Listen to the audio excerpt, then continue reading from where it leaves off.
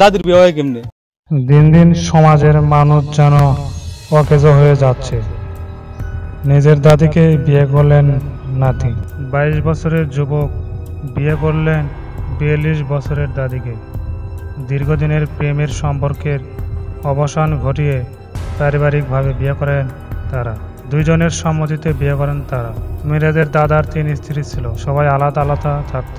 শামসুন নাহার তার দাদার 3 নম্বর স্ত্রী এবং 3 সন্তানের মা। তার দাদা মারা যাওয়ার পর শামসুন নাহারের সব ব্যবসা দেখাশোনা করেন মিরাজ। সেখান থেকে প্রেমের সূত্র।